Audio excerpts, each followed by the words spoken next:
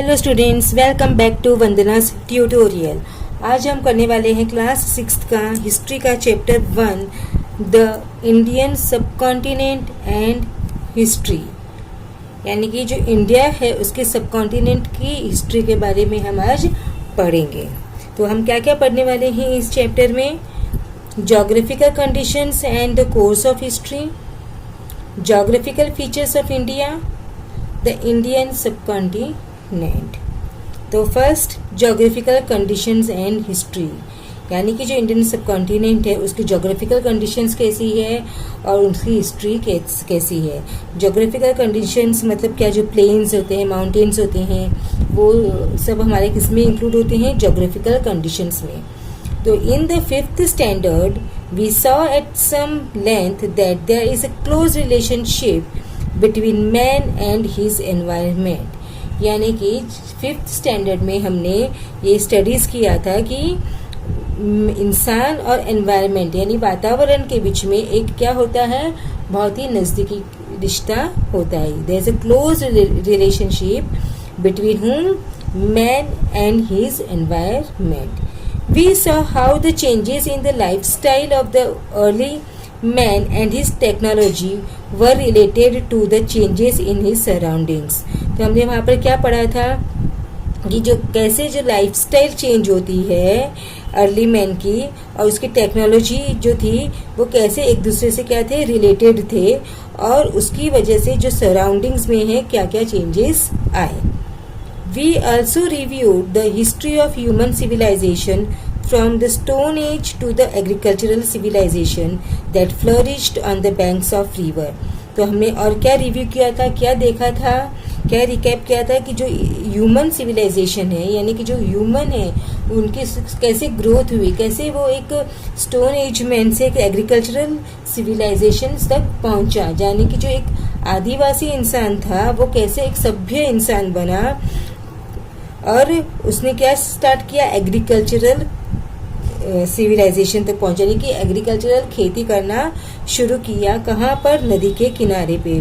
तो agricultural civilisation कैसे flourish हुआ, कैसे समृद्ध हुआ? फ्लरिश मतलब समृद्ध होना। कैसे समृद्ध हुआ? क्योंकि बैंक रिवर के किनारे पे उन्होंने एग्रीकल्चरल शुरू की ताकि वहां पर उनको क्या मिलता था, इजीली वाटर अवेलेबल होता था। History is a coherent account of the significant past events in the progress of human culture। तो history क्या है? एक coherent account है जो कि हमारे जो पास्ट में जो इवेंट्स हुए थे, जो इम्पोर्टेंट थे, जो सिग्निफिकेंट थे, उसने कैसे ह्यूमन कल्चर को प्रोग्रेस किया, कैसे ह्यूमन कल्चर है उसको प्रोग्रेस करने में, उसको आगे बढ़ने में मदद मिली। Time, place, society and individuals are the 4 major pillars of history. अब जो हिस्ट्री है उसके जो मेजर पिलर्स है, जो मेजर जो स्ट्रेंथ है, जो ताकत है, वो क्या है? 4 है। कौन कौन सी? एक तो टाइम, एक समय, प्लेस जगह, सोसाइटी यानी समाज, और इंडिविजुअल्स यानी कि एक इंसान की इंडिविजुअलिटी होती है वो। ये क्या है? 4 मेजर पिलर्स है हिस्ट्री की। We can not write history without them. हम क्या इन सब के बिना हिस्ट्री लिख सकते हैं? No, it's not possible to write history without all this 4 pillars. Of this 4 component, place is related to geography और ज्योग्राफिकल कंडीशंस। और ये जो 4 पिलर्स हमको दिए हैं जो कि time, place, society and individuals है, उसमें से जो ये प्लेस है वो किससे रिलेटेड है? ज्योग्राफी से रिलेटेड है। In this sense history and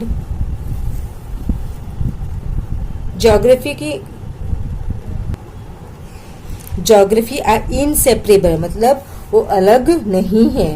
तो इस सेंस से हम क्या बोल सकते हैं, जो हमारी हिस्ट्री है और जो ज्योग्राफी है वो क्या है? इनसेपरेबल है, मतलब वो अलग नहीं है।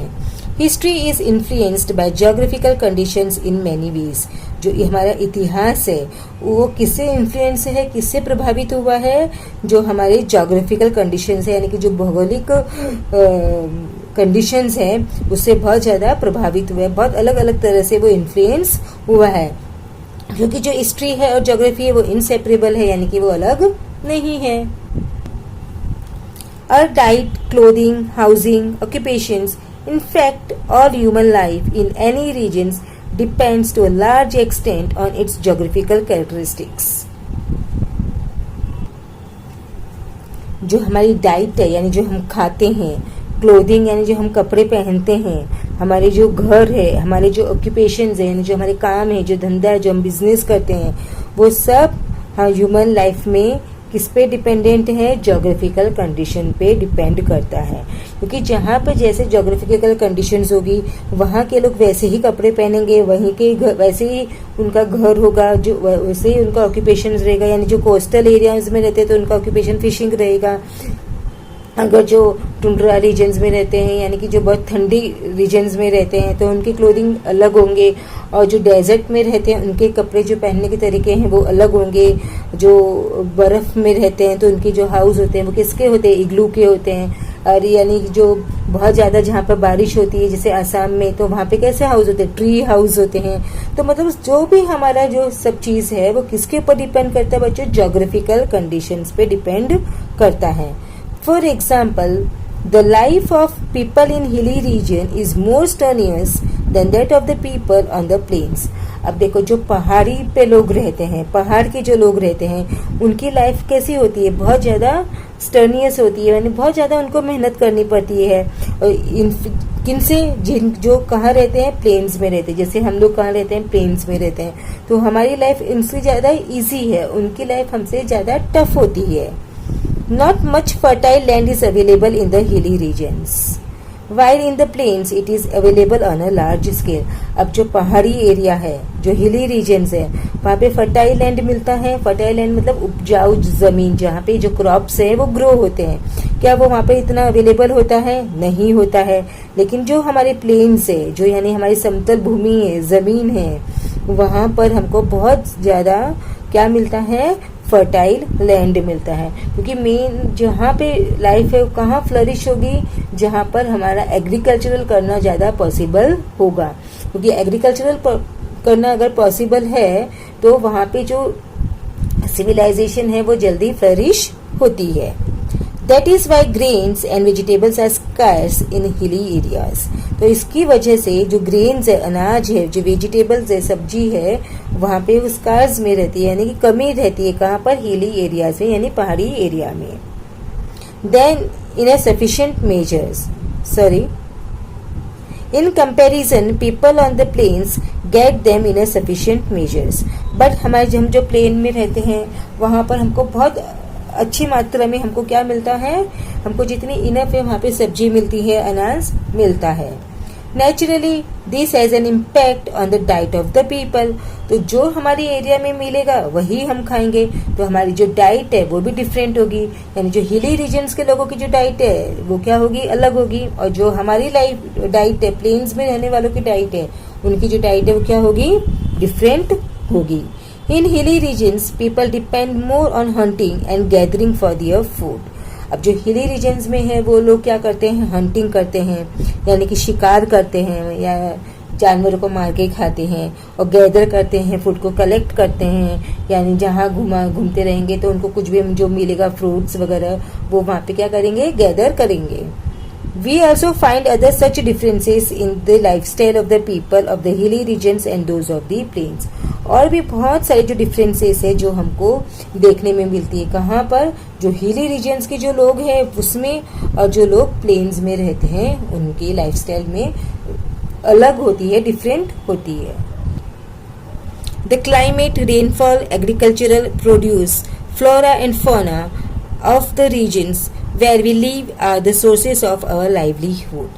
अब हमारी जो लाइवलीहुड है यानी हमारी जो जीविका है वो किसके ऊपर डिपेंड करती है? वहाँ के क्लाइमेट पे, यानी कि वहाँ का मौसम कैसा है, वहाँ पे बारिश कैसी होती है, वहाँ का जो एग्रीकल्चरल प्रोड्यूस है यानी कि यहाँ पे अनाज कैसा उगता है, वहाँ का वेजिटेबल्स कैसे है, वहाँ पे प्लांट्स कैसे हैं, वहाँ पे एनिमल्स कैसे, फ्लोरा एंड फौना मतलब प्लांट्स एंड वेजिटेबल्स कैसे हैं उस रीजन्स पे, वो हमारे क्या है? सोर्स होते हैं हमारी जीविका के।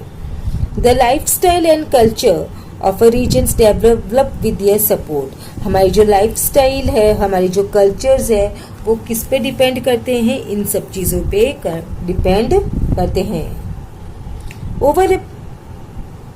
Human settlements have flourished wherever the means of living are plentiful. यानी कि जो ह्यूमन सेटलमेंट्स है वो हमको कहाँ पर मिलेगी ज़्यादा, कहाँ पे ज़्यादा फ्लरिश होगी बच्चों, जहाँ पर जो लिविंग है की मीन्स है, यानी जो लाइवलीहुड के लिए जो हमको ज़रूरी है वो जो जहाँ पर प्लेंटीफुल मिलता है, यानी बहुत ज़्यादा जहाँ पर मिलेगा वहाँ पे जो ह्यूमन सिविलाइजेशन है वो फ्लरिश होगी यहाँ पे, यानी कि फ्लरिश मतलब समृद्ध होगी. Over a period of time, these settlements develop further into villages and towns. और यही जो छोटे छोटे ह्यूमन सेटलमेंट्स है वो ही किसी में डेवलप होते हैं, कहाँ पे प्रोग्रेस मिलके क्या बनते हैं, विलेजेस बनते हैं, गांव बनते हैं, टाउन्स बनते हैं. But sometimes regions like the degradation of the environment, drought, invasions etcetera lead to the scarcity of those means. बट कभी कभी क्या होता है, डिग्रेडेशन होता है, एनवायरनमेंट है वो कम बुरा खराब होता रहता है, कभी ड्रॉट हो जाता है यानी सूखा पड़ जाता है, कभी फ्लड हो जाता है, कभी इन्वेजन्स हो जाते हैं. इन्वेजन्स मतलब जो दूसरे देश के लोग अगर हम पे वॉर कर दिए, अटैक कर दिए, यानी कि कुछ भी एक्सीडेंट्स हो जाते हैं, तो उसकी वजह से क्या होता है हमारी भी जो लाइवलीहुड की जो मीन्स है उसमें क्या होती है, स्कैरसिटी होती है, यानी कमी आ जाती है. People are forced to leave their settlements. तो इसकी वजह से जो लोग हैं उनको मजबूरी में अपने जो सेटलमेंट्स है, अपने जो विलेजेस है, टाउन्स है वो छोड़कर जाना पड़ता है. देखो कभी कभी वॉर्स होती है, दो कंट्री के बीच में वॉर होता है तो क्या होता है, जो लोग बाउंड्री पे रहते हैं, जो बॉर्डर पे रहते हैं, उन लोगों को फोर्सफुली क्या होता है कि अपना घर है वो छोड़कर कहीं और जाना पड़ता है. कभी फ्लड्स आते हैं तो फ्लड्स के टाइम पे भी जहाँ पे भी फ्लड आए तो वो कहाँ रहते हैं, रेस्क्यू जो टीम उनको बचाती है फिर उनको रखती है, तो उनको अपना जो सेटलमेंट्स है वो छोड़कर जाना पड़ता है. अर्थक्वेक्स आते हैं, तो ऐसे बहुत सारे रीजंस होते हैं जिसकी वजह से उनको अपना जो सेटलमेंट्स है वो छोड़कर जाना पड़ता है. Villages and towns become deserted. और जो विलेज है, जो गांव है, जो शहर है वो क्या होते हैं, डेजर्टेड हो जाते हैं, मतलब सुनसान हो जाते हैं. We see many such instances in history. ऐसी बहुत सारे इंस्टेंसेस है, बहुत सारी घटनाएं हैं जो हमने हिस्ट्री में देखी है. Thus we see that there is a very close relation between history and geography. इसीलिए क्या कहते हैं कि जो हिस्ट्री और ज्योग्राफी के बीच में क्या है, एक बहुत ही नजदीकी रिश्ता है, बहुत ही क्लोज रिलेशनशिप है. Geographical features of India. Our country India extends far and wide. हमारी जो कंट्री है इंडिया बहुत ज़्यादा बड़ी है, एक्सटेंड करती है, बहुत दूर दूर तक फैली हुई है. As its north lie the Himalayas, to the east the Bay of Bengal, to the west the Arabian Sea and the south the Indian Ocean. हमारी जो कंट्री में जो नॉर्थ है यानी कि उत्तर की दिशा है वहाँ पे क्या है, हिमालयाज है. जो पूर्व में हमारा क्या आता है, बे ऑफ बंगाल है, यानी ईस्ट में हमारा बे ऑफ बंगाल है. वेस्ट यानी पश्चिम में हमारा क्या है, अरेबियन सी है यानी अरब सागर है. और साउथ में यानी दक्षिण में क्या आता है, इंडियन ओशियन आता है. Except for the island of Andaman Nicobar and Lakshadweep, the rest of the country is contiguous. जो हमारी कंट्री में सिर्फ जो आइलैंड्स है उसको छोड़ के बाकी जो सब कंट्री हो गए कंटीजियस यानी कि जुड़ी हुई है. We have to take into account his region henceforth refer to as ancient India. तो इसके लिए हमको क्या है, we have to take into account his region. तो हमको ये जो रीजन्स है वो क्या करना है, अकाउंट में लेना है. तो इसके लिए हम इसको क्या बोलते हैं, ये जो हमारी एंशियंट इंडिया है यानी जो प्राचीन इंडिया है, प्राचीन भारत है. When we study the ancient history of India before 1947 today's Pakistan and Bangladesh were also part of India. तो 1947 के पहले जो बांग्लादेश और पाकिस्तान वो भी क्या थे, हमारे इंडिया के ही पार्ट थे. उसके बाद में जब हमारा क्या हुआ, पार्टीशन हुआ, इंडिया बना, इंडिया से तोड़ के बांग्लादेश बना, पाकिस्तान बना. The following regions are seen to be important when we look at the course of Indian history. जो following regions है, ये जो regions है वो important है जब हम देखते हैं कि हमारी इंडिया की जो प्राचीन इंडिया कैसा था, प्राचीन इंडिया की हिस्ट्री में हम जब अगर नज़र डालते हैं तो ये सब जो चीज़ें हैं वो बहुत ज़्यादा इम्पोर्टेंट होती है, बहुत ज़्यादा मायने रखती है. तो वो क्या है, 6 factors. The Himalayas, the plains of Sindhu Ganga Brahmaputra rivers, the Thar desert, the Deccan plateau, the coastal regions, the island in the seas. ये देखो ये बच्चों, ये क्या है, हिमालय, जो कि कहाँ है, हमारा नॉर्थ में सिचुएटेड है. तो फर्स्ट हमको ये बताया हिमालयाज के बारे में। The Hindu Kush and Himalaya ranges have created an impenetrable wall on the northern side of the Indian subcontinent। यानी कि जो हिंदू कुश है और जो हिमालय की रेंजेस है, उन्होंने एक ऐसी वॉल बनाई है जिसको पास करना, जिसको क्रॉस करना क्या है, मुश्किल है। This wall has separated the Indian subcontinent from the desert of Central Asia।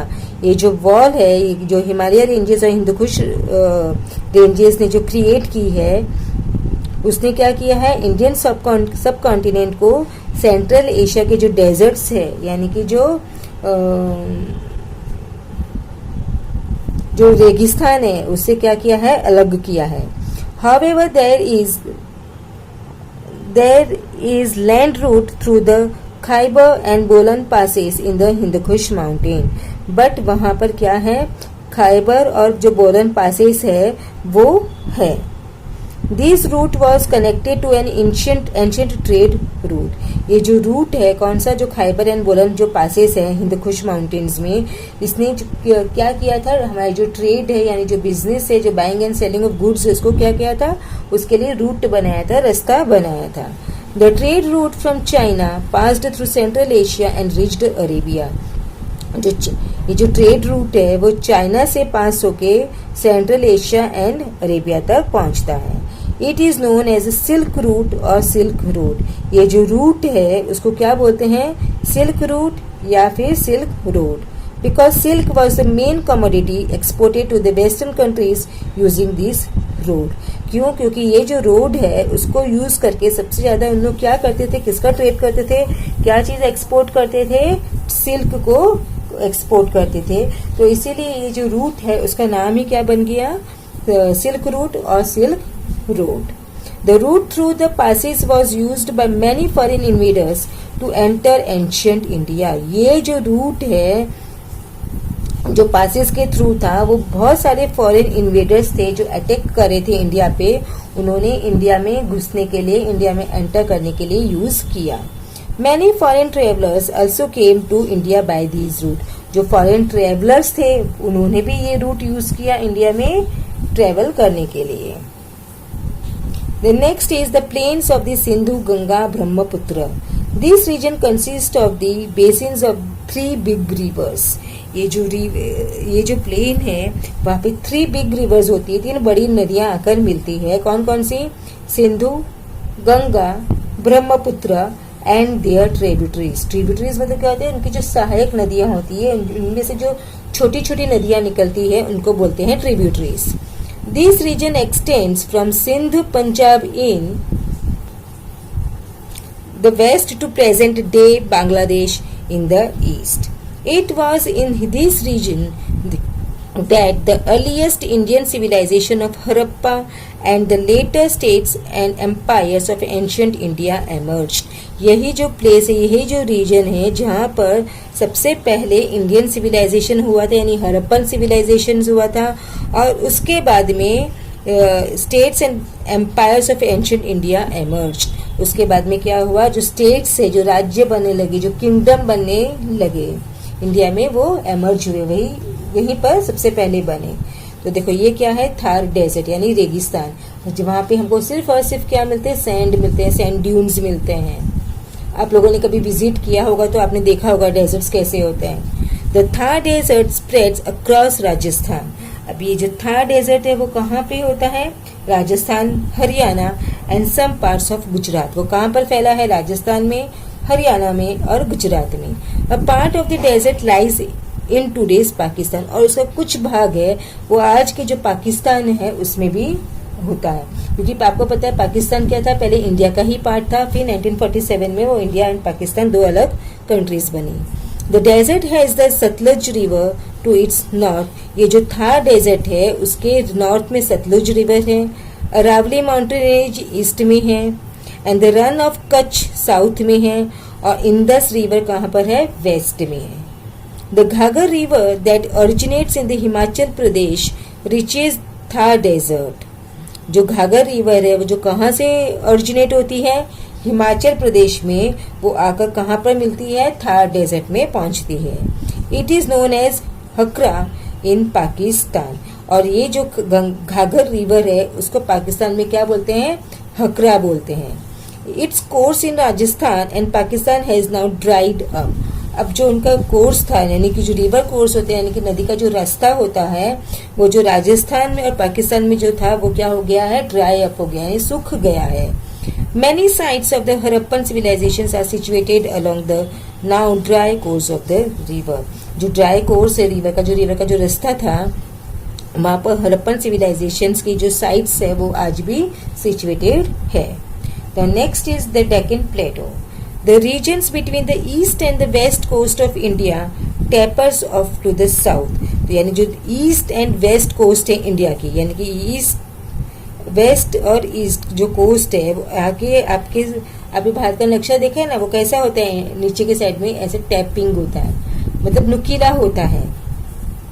This region has the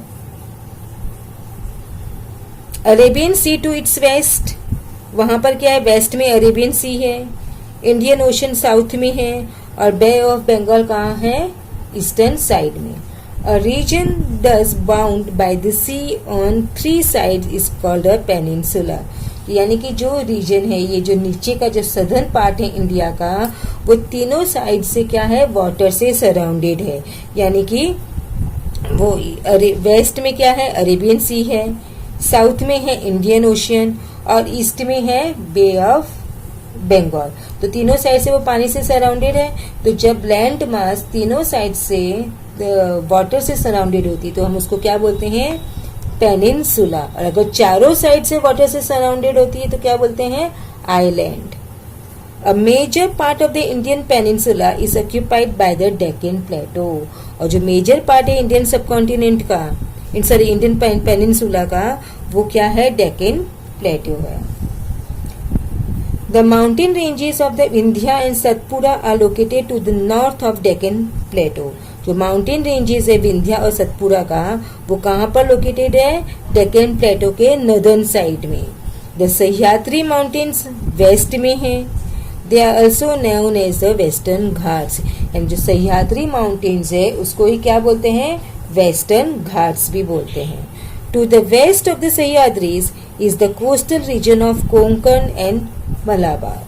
The mountains on the eastern side of the Deccan Plateau are known as Eastern Ghat. जो mountains है कहाँ पर, Deccan plateau के eastern side में, उसको बोलते हैं eastern ghats. Deccan plateau has fertile land where many post Harappan agrarian cultures flourished. जो डेक्कन प्लेटो में क्या है, फर्टाइल लैंड है, यानी कि उपजाऊ जमीन है, जहाँ पर जो पोस्ट हरप्पन यानी कि जो हरप्पा के बाद का, तो वहाँ पर क्या फ्लरिश हुआ है, एग्रेरियन कल्चर्स, यानी जो एग्रीकल्चर करने वाले जो कल्चर्स थे वो वहाँ पे समृद्ध हुए, फ्लरिश हुए। Deccan plateau was part of the Maurya empire, the largest in ancient India. जो डेक्कन प्लेटो है वो मौर्य एम्पायर का भी क्या था, पार्ट था, जो कि लार्जेस्ट एम्पायर था एंशियंट इंडिया में। After the decline of the Mauryan empire to several other kingdom and smaller empires continue to flourish in this region. तो जब मौर्यन एम्पायर डिक्लाइन हुआ, मतलब वो गिर गई, तो वो कमज़ोर हो गई, तो उसके बाद में भी जो छोटे मोटे अदर किंगडम्स बने, जो एम्पायर्स बने, वो भी यहाँ पर इस रीजन में क्या हुए, बहुत ज़्यादा फ्लरिश हुई, क्योंकि वहाँ पर क्या था, लैंड क्या थी, फर्टाइल थी। Now the next is the coastal regions. Coastal regions क्या होते हैं, जो पानी के किनारे पे रहते हैं। From the time of the Harappan civilizations, ancient India had trade related with the western countries. Harappan civilisations के टाइम से जो एंशियंट इंडिया था, यानी पुरानी जो इंडिया था, हमारा प्राचीन भारत था, उसने वेस्टर्न कंट्री के साथ में क्या किया है, ट्रेड किया है। This trade was carried on by the sea. ये जो ट्रेड होता था वो कहाँ होता था, किसके थ्रू होता था, सी के थ्रू होता था, समुद्र के थ्रू होता था। Therefore, India had developed contact and interaction with foreign cultures and people at the seaports. तो उसकी वजह से जब ट्रेड होता था, जो बिजनेस होता था, तो जो इंडिया है उनके वेस्टर्न कंट्रीज से क्या होता था, कांटेक्ट होता था, उनसे इंटरेक्शंस भी होता था, या तो उनके जो फॉरेन कल्चर्स है वो भी उनको पता चलते थे, और उनको हमारे पता चलते थे, हमको उनके पता चलते थे, क्योंकि दोनों जो वेस्टर्न कंट्रीज है, जो वेस्टर्न कंट्री और जो एंशियंट इंडिया, वो दोनों बिजनेस करते हैं, तो एक दूसरे के उनको कल्चर्स के बारे में, ट्रेडिशंस के बारे में जानकारी मिलती थी। Later on land routes came to be used for trade and transport. फिर उसके बाद में धीरे धीरे लैंड रूट्स यूज करने लगे, किसके लिए, ट्रेड और ट्रांसपोर्ट के लिए। But the importance of the sea route did not diminish. Land route transport के लिए यूज करने के बाद भी जो सी रूट्स की जो इम्पोर्टेंस थी वो कम नहीं हुई। Next, the island in the sea. Andaman and Nicobar are the islands, Indian islands in the bay of Bengal. जो अंडमान एंड निकोबार है वो क्या है बच्चों, आइलैंड्स है। आइलैंड्स क्या होता है, जो कि चारों तरफ किससे घिरा हुआ रहता है, पानी से घिरा हुआ रहता है, तो उसको हम क्या बोलते हैं, आइलैंड। तो जो अंडमान एंड निकोबार आइलैंड है वो भी हमारी इंडिया के ही पार्ट है। Lakshadweep is a group of Indian island in the Arabian sea. और जो ये लक्षद्वीप है वो कहाँ है, अरेबियन सी में है। और अंडमान और निकोबार है वो किधर है, बे ऑफ बंगाल में है, जो कि हमारे ईस्टर्न साइड में है, अरेबियन सी हमारे वेस्टर्न साइड में है। The location of this island may have been important in ancient sea trade. ये जो बे ऑफ बंगाल और अरेबियन सी थे, इनमें जो रूट्स थी, सी रूट्स थी, वो क्या थी, इम्पोर्टेंट थी। The manuscript periplus of the Erythraean sea और handbook of the red sea makes a mention of Indian island.